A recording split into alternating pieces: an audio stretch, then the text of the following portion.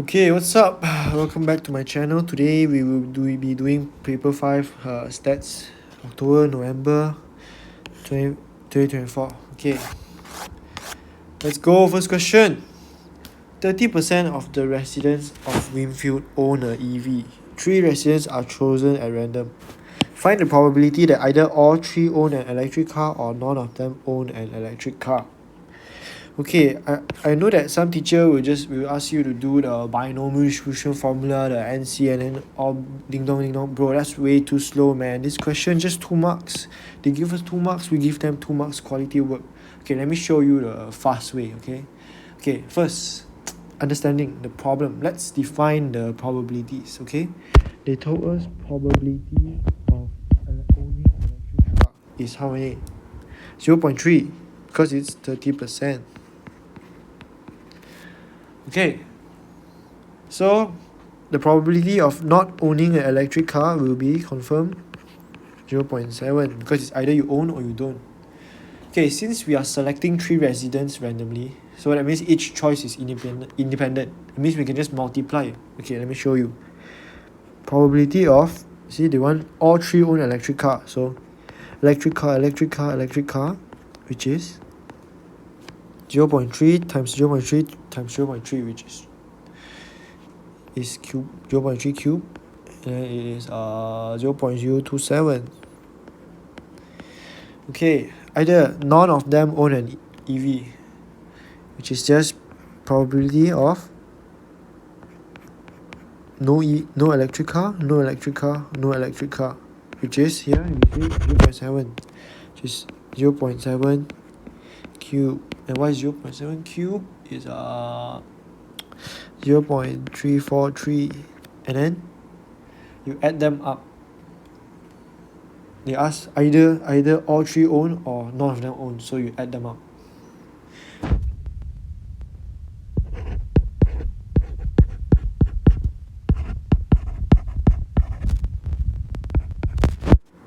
Which is equal to 0.37. See, so easy. Okay, actually you don't need to write this, or you can just write this if you are fast, but I just want to show you. Okay, see, you can get the answer without using the long ass formula. Okay, next one. Okay, for this question, use a suitable approximation to find the probability that more than 45 of these residents own an electric car. So x follows binomial is 125, and the probability of one resident own an electric car is 0.3 from the previous question. They want, by approximation, what they want us to do is change it into normal distribution. So x follows normal, the mean, and variance. Okay, so how do we get the mean and variance is from these 2 formula here.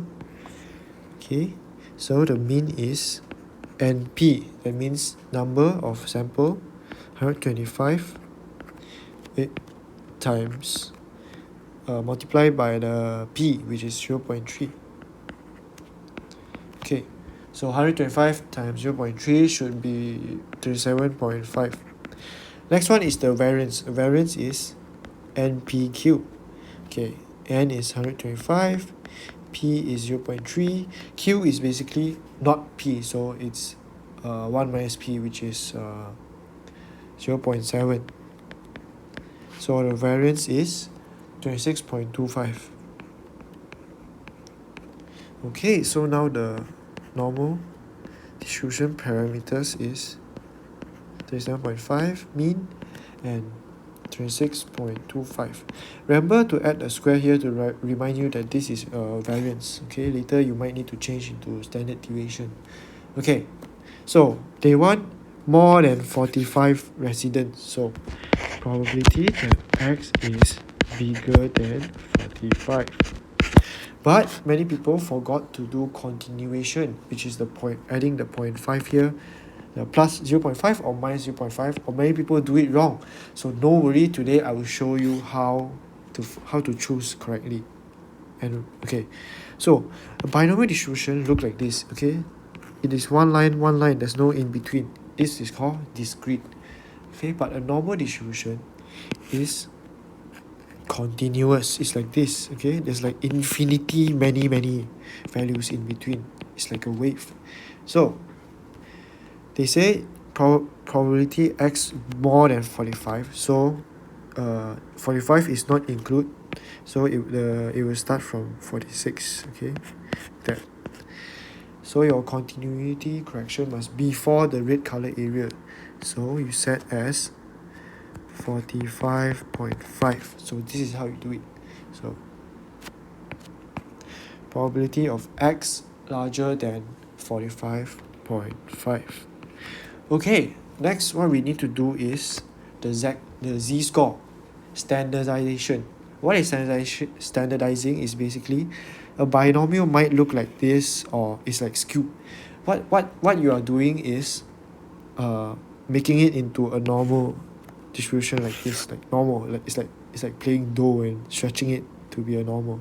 That's basically what standardizing means. Okay, let me show you how you do it. Okay, z-score is bigger than x minus mean over the standard deviation. Okay, so z bigger than, so you just sub in x is what? Okay, 45.5 minus the mean got just now, 37.5 over, you see, remember 26.25 squared is variance, so standard deviation is square root of that value. Okay, you put everything here in the calculator and you should get z is more than 1.561. Okay, now we need to look for the z-score in the table 1.561. Let me show you how to do it. Okay, let me pull up the MF19. So this is your table.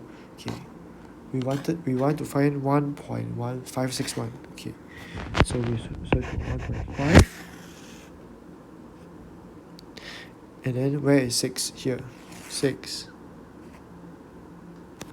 And then we have a third decimal, then we need to find from here. Okay, 1.561 here. And here we need to add 1. So basically this value add 1. So 9406 add 1. Our probability is okay. Now let's go back. But what the table what the table shows us is the probability of to the left side. Okay, but we want more than, so we want this right side here. We just need to use 1 minus, so 1 minus 0.9407, and then our answer we get 0.0593. Okay, see, so easy, not hard. If they wanted less than, then you wouldn't have to do the 1 minus. Okay, the probability you get from the table would be the answer already. Okay, next question. Okay, this question, they want us to draw up a probability distribution. Okay, very easy, 3 marks. Okay, let's get these 3 marks. Red dice has faces labeled 1, 1, 1, 2, 2, 2. And another dice is 1, 1, 2, 2, 3, 3. Okay, it's fair. Alright, let's draw. So I will draw like this: red, blue.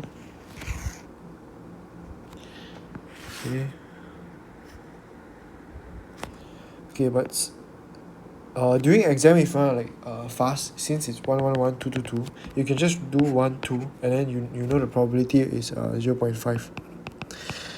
But it's okay, I will list out all the probabilities since we're not in a rush now. Okay, so 1, 1, 1, 2, 2, 2, and then blue has faces 1, 1, 2, 2, 3, 3.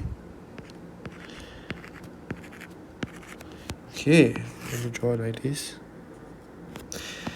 Wait a while.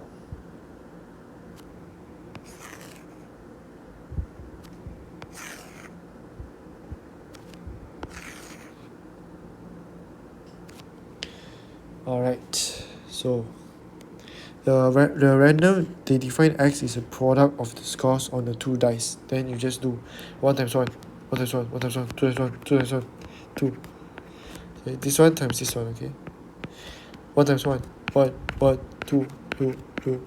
2 times 1, 2, 2, 2. Okay, here 2 times 2, 4. 4, 4. And then 2 times 1, 2, 2, 2. 4, 4, 4. 3, 3, 3. 6, 6, 6.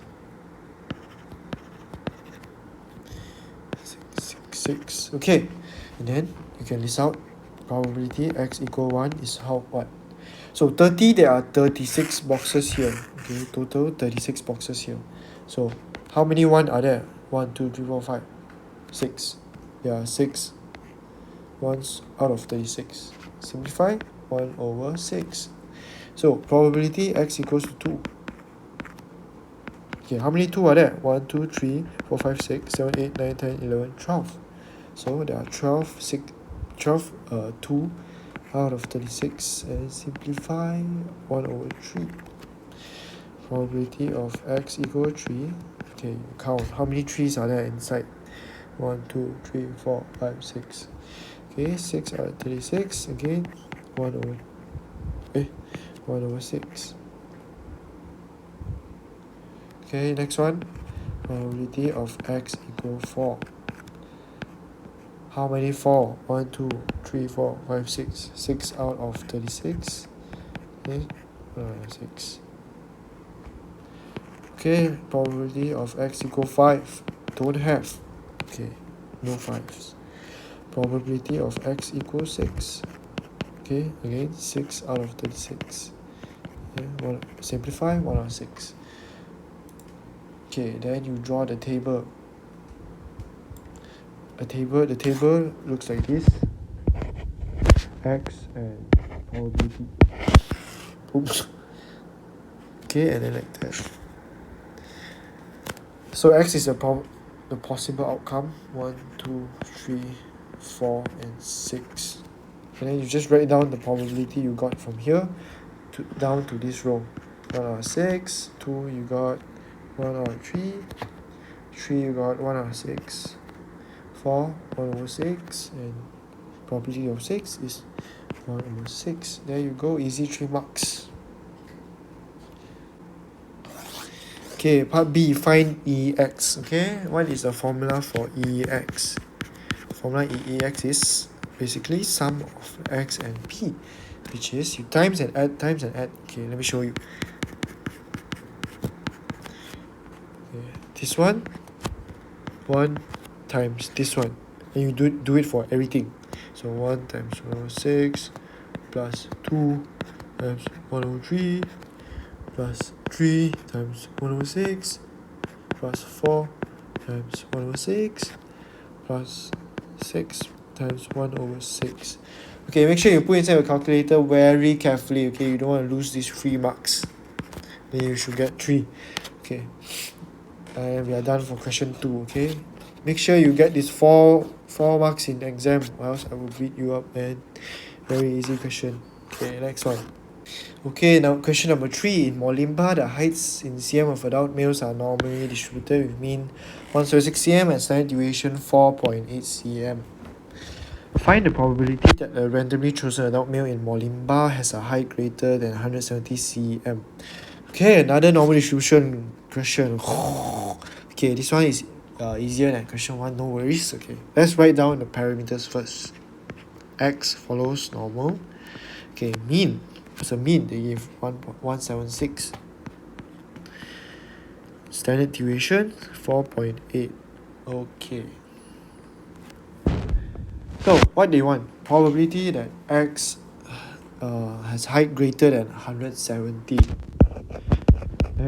greater than 170. Okay. Now we standardize for x into z. So z greater than x minus the mean 170, my bad, 170 minus the mean 176 over 4.8. Okay, remember, you don't need to put the square root here. Is because they already give you the standard. If they give you variance, then remember to square root. Okay, always double check, don't make careless mistakes. Equals to p. Okay, put everything in the calculator. C should be larger than negative 1.25. Okay, now when you get a negative number, no need to panic, because although the table only have positive number. Okay, let me show you. Your normal distribution look like this.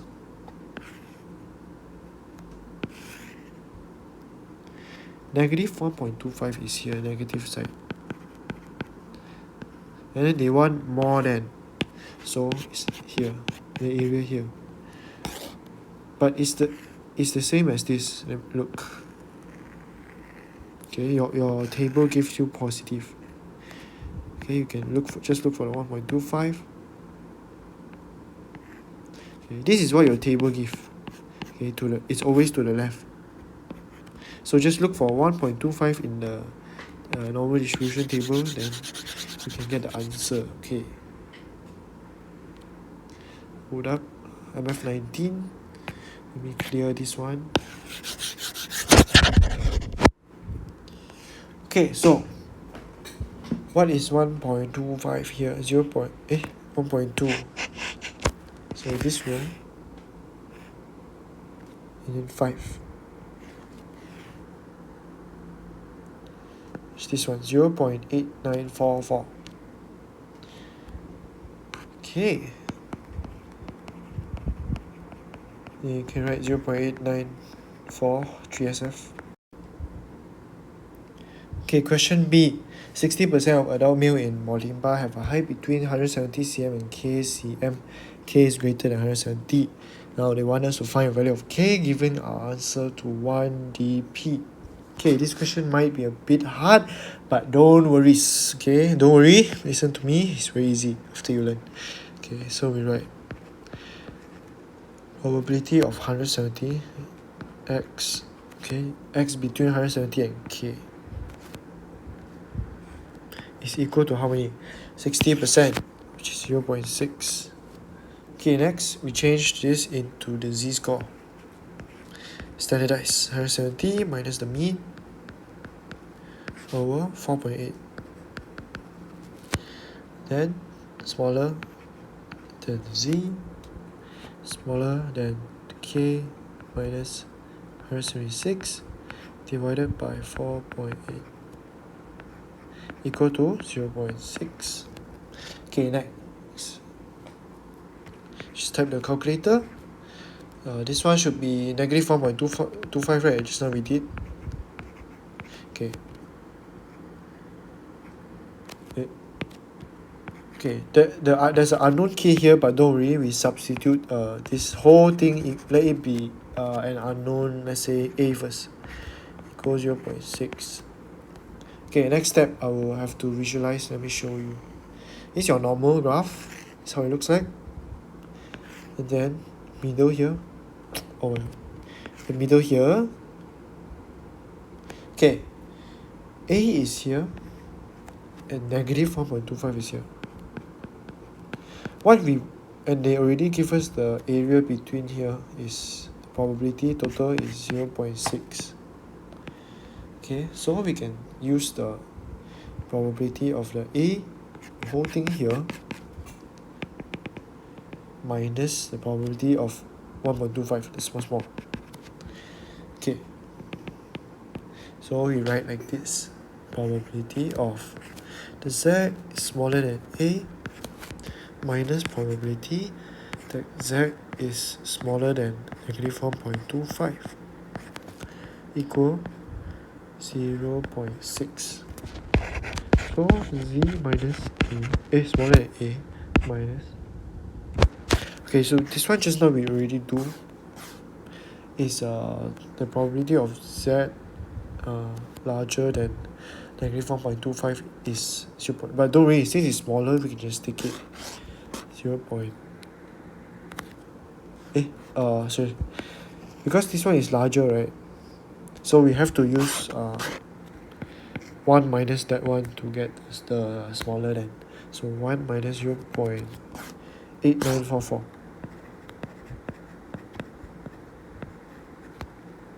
equals 0.6. So you move your algebra, move everything around.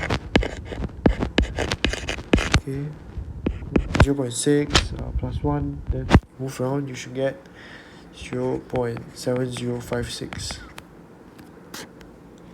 Okay, so now we got this one, important information. Okay, let me show you that again. Okay, A here. So now the z smaller than A is this whole part is this one. See, now we have an important clue to solve. Now we need to reverse engineer the whole thing. Okay, reverse. So 0.7056. Now, instead of finding the c value, this is the z value. Instead of finding z value, we find the probability, then we get the z value. Then we can find k later. So, just now we got the probability 0.7056. So, 7.05. What's the closest one? This one. So 0.54. But see, we want 6, right? But there's no 2 here. So we can choose the closest one, 3. So 0.541 is our z-score that will give us the probability of 0.7056. So let's go back. Oh yeah, remember to find the closest. Okay, don't just stop at 0.554. Okay, accuracy. Okay, so A is equal to 0.541. Just now we find. Okay, remember just now we sub A is this one, the purple color highlighted. So 0.541 is equal to k minus 176 over 4.8. So k you should get you put in the calculator, you should get 178.5968. And then they want 1 dp, so k equal to 178.6. There you go. See, not that hard. So but if my explanation you are not clear for this question, you can ask anything about it in the comment. I will try to explain to you. Okay, I apologize in advance if it's not clear. Okay, question 4 next. Okay, so question number 4, heights of 150 sunflower plants grown by children at a local school are measured. Correct to the nearest cm. Then we have to draw a cumulative frequency graph. So the axis of CF graph is like this. Let me show you. Okay, so the y-axis will be your cumulative frequency and x-axis will be your upper class boundary. So because these two numbers are not same, there's a space between, we have to choose one number to represent these two. So in this case, it will be 19.5, which is the upper class boundary for 19 and lower class boundary for 20. And then don't forget, there's a 9.5 here.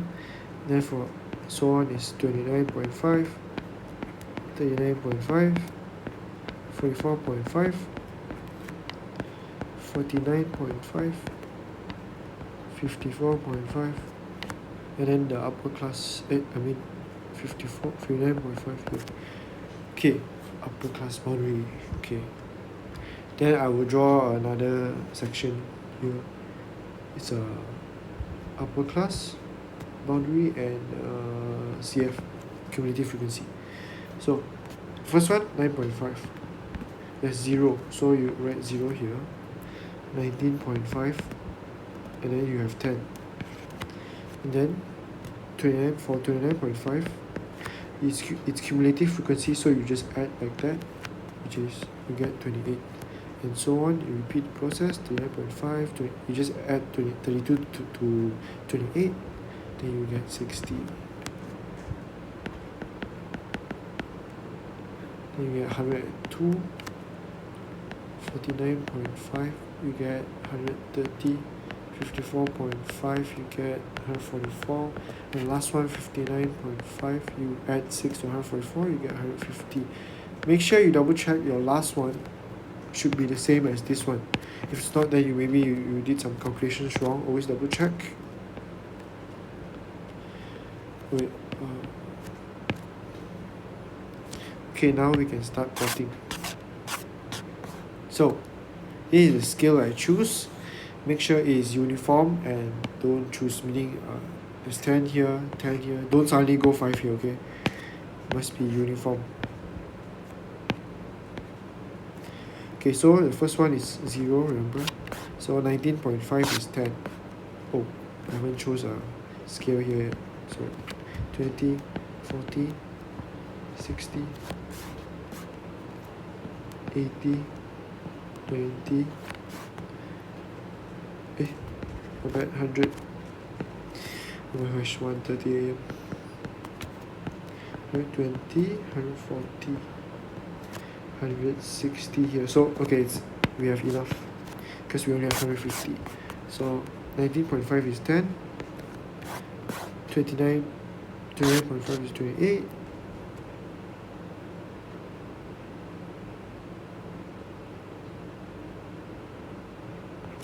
39.5 is 60. 44.5 is 102.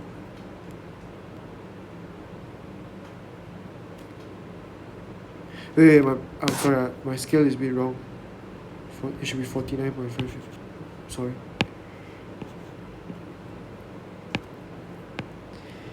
Let me just change it up real quick. I'm sorry.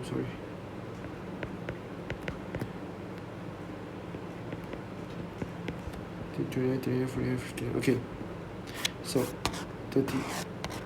So 19.5 is 10. 29.5 is 28. 39.5 is 60. 49.5, 44.5 first is here, and it's 102. So 102. So 49.5 is 130. Here. 54.5 is 144 is here. 144. And 59.5 is 150. It's here. Then you connect them together. Freehand, make sure you don't use a ruler.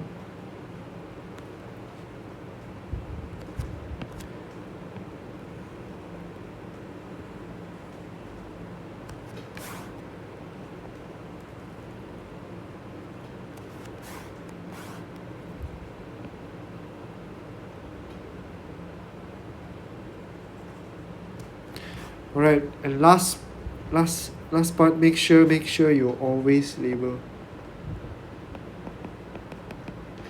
Because if you don't, you lose 1 mark. And there are cases where students, they didn't label, then they lost 1 mark. Then they got like a B instead of A. Yeah, things like that happen. And then height cm. Okay, that's how you draw the CF graph. Okay, for B, use your graph to estimate the 30th percentile of the heights of the sunflower plants. So for this question, you need to use the graph. You have to draw a line here and then connect this to get the answer. So let me show you how. Okay, so 30th percentile is equal to, it's just percentage, 150, 30%. Then you should get 45. Then this is the number that you should plot on your y-axis, 45. If you can, make sure you draw this line. Make sure you draw this line in the exam, because if not, you don't get marks. Okay, in the middle here, then I'm gonna go down.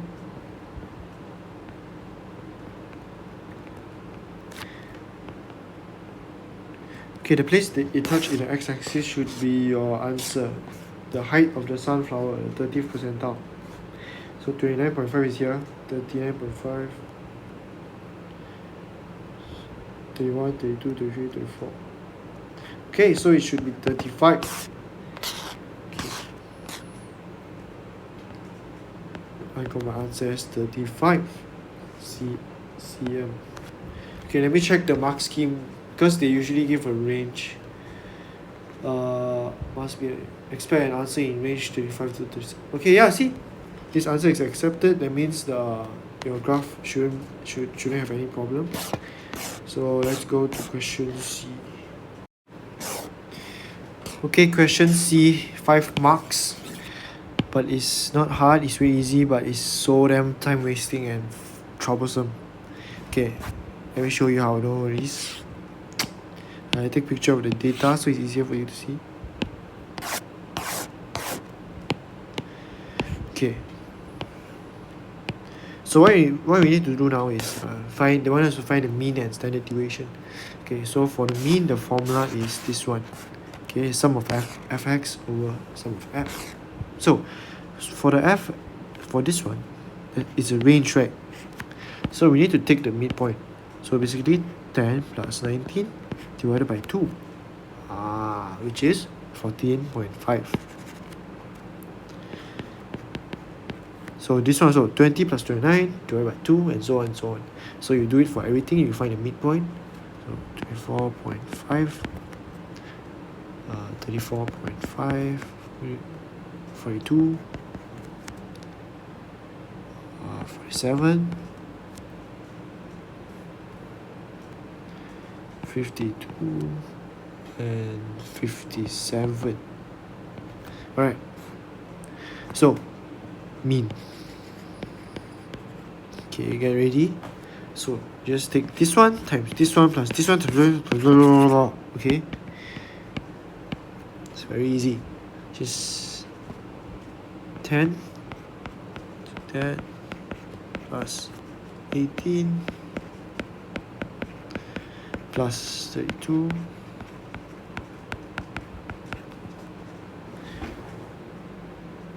plus 42 times 42 plus 28 times 47 plus 14 times 52 plus 6 times 57 divided by sum of f is this one, everything, which is 150. Divide this whole thing divided by 150. Okay, put everything in your calculator. Okay, and then you should get 5840 divided by 150, which is 38.9, and then it's 38.93 SF. Okay, so for the standard deviation, it's even worse, don't worry. So standard deviation is the formula sum of fx squared over sum of f minus the mean square. It's basically just this one, but everything you have a square. Alright, so I'm just gonna copy this one so I don't need to.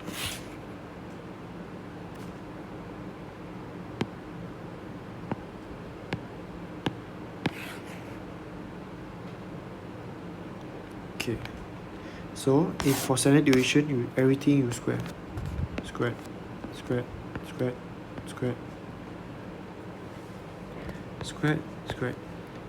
divided by 150,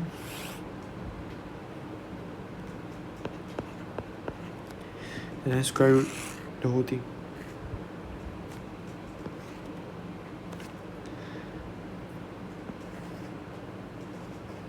And then minus the mean, which we got here just now.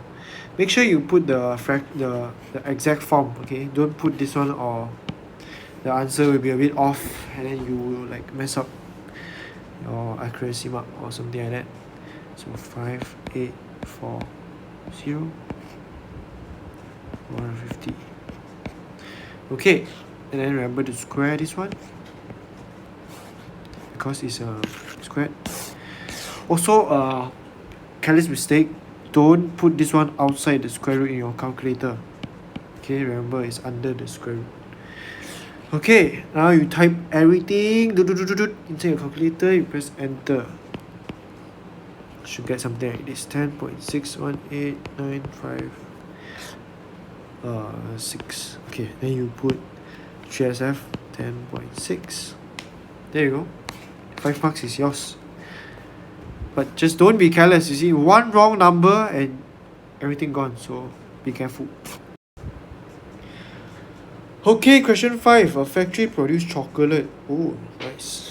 30% of the chocolate are wrapped in gold foil, 25% are wrapped in red foil, and the remainder are unwrapped. Who the hell eats unwrapped chocolate anyways? Okay, Indigo chooses 8 chocolate at random from production line. Find the probability that she obtains no more than 2 chocolates that are wrapped in red foil. Of course, ding ding ding, this is a pretty standard binomial distribution question. So let's get started. First, I will write the parameters. So she chooses 8, so number of chocolate, number of 8. And what is the percent probability of red is 25%, so 0.25. So no more than 2 means less than or equal to 2, which is 2 is still allowed. Just like this, probability of x smaller or equal to 2. So we use the formula, probability x equal r equals to NCR PR Q n minus r. Okay, it's not very confusing once you get a hang of it. So the first one, probability of 0. Okay, 0, we need to calculate 0, 1 and 2. So for 0 it's 8, see, and 8. C, so r is what here? 0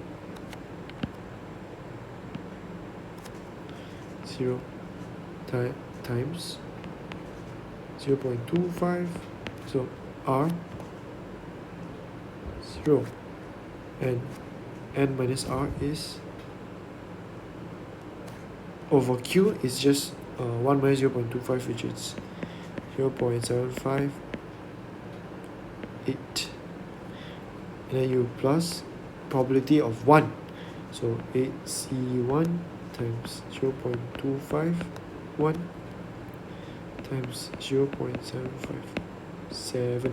So this one gets bigger and this one gets smaller.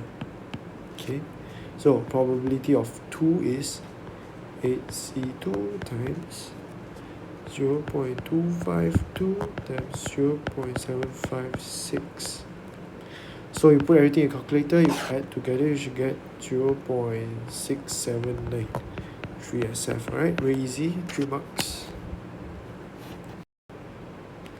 Okay, part B. Jake chooses chocolate one at a time at random from the production line. Find the probability that his first time he obtained a chocolate that is wrapped in red foil is before the 7th choice. Alright, I smell some geometric distribution here, so let's get into it. Okay, the chance each time he pick a chocolate, the chance of getting red is 25%. Okay, so probability of red is 0.25.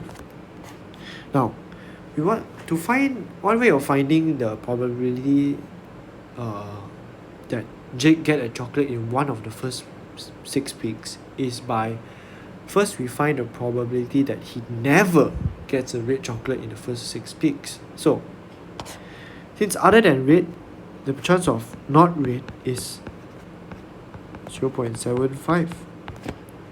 Oh yeah, first 6 pick is because they say before the 7th, so it's 6. That does not include 7. Okay, so he choose the probability of him choosing 6 times and not getting a single red is 0.75 to the power of 6. So you get 0.178. That's the probability of him choosing 1, 2, 3, 4, 5, 6 times without getting a single rate. So if you take 1 minus 0.178, then you will get the probability of him obtaining a red chocolate in one of the first 6 picks, which is 0.822. Now, let me show you the formula that you may recognize, the geometric one, the shortcut. X smaller or equal than R equals 1 minus Q R. Now congratulations, you did the question without knowing the formula. See, that's how you know your understanding. Okay, C. Another person, Kefa, chose chocolate one at a time at random from the production line. Find the probability that the second chocolate chosen is the first one wrapped in gold foil, given that the fifth chocolate chosen is the first unwrapped chocolate. Watch out! What is this saying? Don't worry, bro.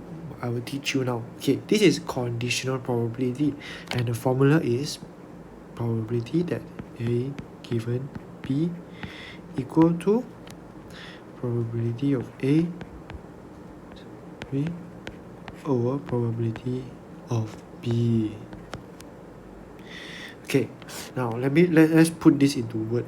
Okay, probability of, okay, for A, the conditions are first one in row 4. First one must be in row 4, and the fifth one is the first unwrapped chocolate. Okay, so probability of it is second chocolate chosen is the first one unwrapped in gold. Sorry, so it's A, it's B. Okay, probability of second chosen chocolate is first gold, given that the probability of the fifth chocolate is the first unwrapped chocolate.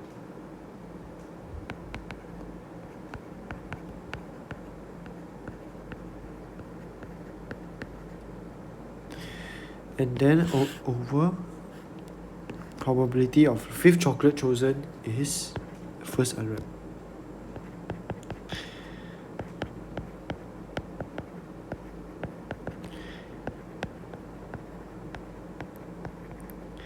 Okay, now we need to turn all this word into the math, the numbers. Okay, now they say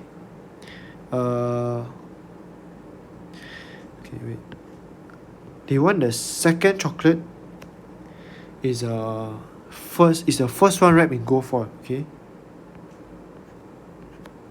and the fifth chocolate is the first unwrapped chocolate. Okay, so that means the first one he picked, this is the first one he picked, cannot be gold or unwrapped. Okay, because they want first one, so the first one must be the red one. Okay, and then these two can be any. So let's turn into the probability. So the first one, the probability of red is 0.25,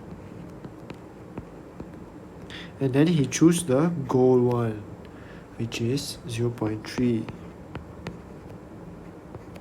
and then he choose any red, not any, sorry, and let me clarify, these two must be any red or gold before the first unwrap. It cannot be you, right? Because this one must be the first. Okay, now 0.3 times R and G add together is 0.55, and then you choose, okay, this one choose 0.55. Fourth one, either green or either gold or red, again 0.55. Then the last one, you choose the first unwrapped chocolate times 0.45. Okay, now the probability of the first now the probability that the fifth chocolate is the first unwrap. So 1 2 3 4 5. So the first unwrap, so that means the first four he can only get gold or red. Okay, gold or red, gold or red, gold or red, gold or red. Then the first one, the last one is the first unwrapped chocolate. Okay, so 0.55, basically 0.55 4 times. 4 times unwrapped chocolate is 0.45. And then you boom into your calculator and you should get 30 over 121. Then it's 0.248 GSF. See?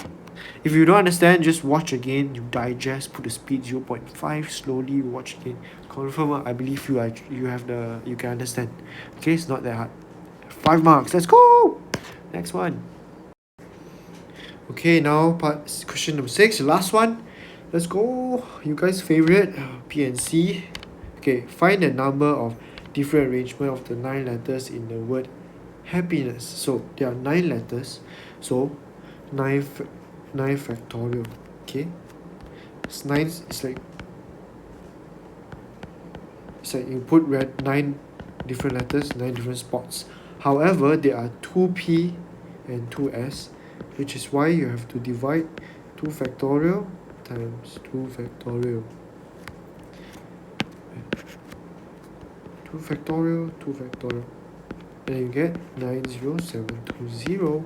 The reason why you have to divide by these repeating letters is because, for example, because they are identical, swapping them don't create a new word. It's still the same P, for example. That's why you must remove them. And that leaves you with 90,720 ways to arrange letters in happiness. Okay, next one. Okay, part B, find the number of different arrangement of the 9 letters in the word happiness, in which the first and last letters are not the same as each other. Okay, now we have a restriction. So, you see there are so many letters, right? Bro, no need to find one by one, bro. We just take the cases where the first and last letter are the same, then we minus from the total, okay? So, let's go. So, the first, since there's only 2 PP and SS, there's only 2 scenario where the first and last letters are same. So P,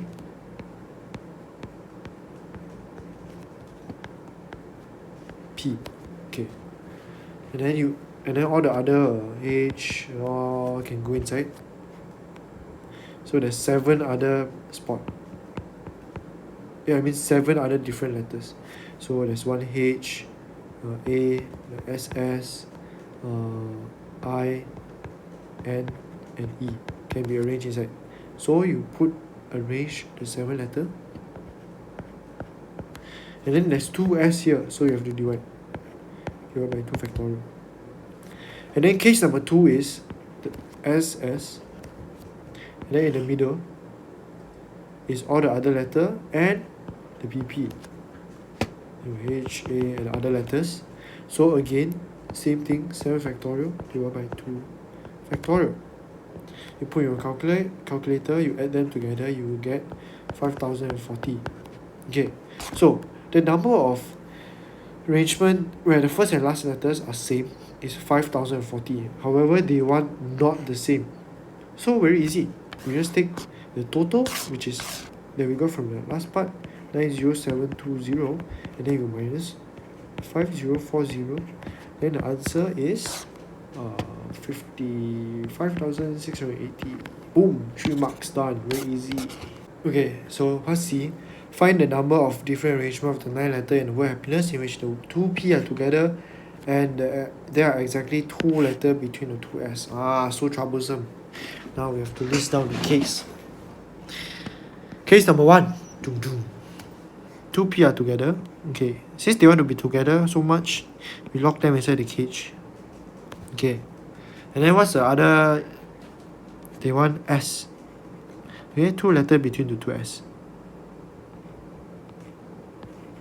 Okay, then we lock them together. And then 1, 2, 3, 4, 5, 6 letters already used, so there's 3 more space outside. So we take the unused letter we choose to put here.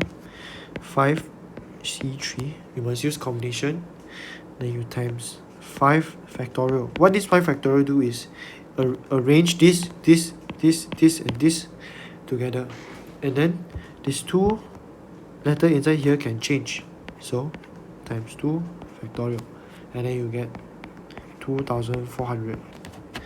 And then case 2, okay, what if the PP go inside in between the SS? Okay. So S, P, S. See, the P, this fulfill the 2 requirements. See, the 2 P are together and there are exactly 2 letters between the S. So we lock them up in one box, and then there's 5 more letter outside. 1, 2, 3, 4, 5. So total 9 letter. So there are 6 ways we arrange this one thing together, the one box. 2, 3, 4, 5, 6. We arrange them 6 factorial, which is 720. The reason you don't need to do anything in between is because they are locked together already. No need to switch. They already fulfill these 2 requirements. And you add together the total,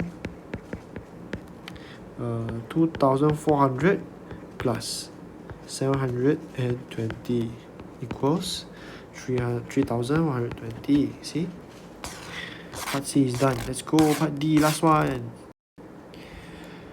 Okay, last one. The 9 letters in the word happiness are divided at random into a group of 5 and a group of 4. Find the probability that both P's are in one group and both S are in the other group. So, case 1. PP is in this group of 5. Then SS are in the other group of 4. So there's 2 extra space. So now we choose the other letter. 5 choose 3 times 2 choose 2 into the space. Okay, there is 10. So case 2 is just basically SS and PP swapping places. So SS 2, 3, PP 2, 2. So same, choose 3, choose 2 to fit in the spaces, and then you get 10. So the probability is 10 plus 10 over no restriction. Basically you choose it's 5, 1, 2, 3, 4 here. You choose anything. Then you choose 5 to be here, and then you choose 4 letters to be here. Okay, so 9C5 times 4C4. Then you put the calculator. Okay, wait. 20 over 9C5 times 4C4.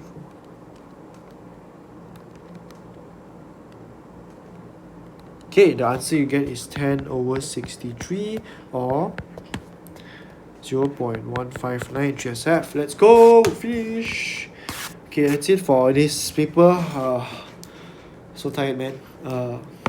If there's any question or mistake, please let me know in comments. If you have any question, just ask. I'll try my best to reply you back. And if my speaking isn't very clear or you couldn't understand, I'm so sorry, man.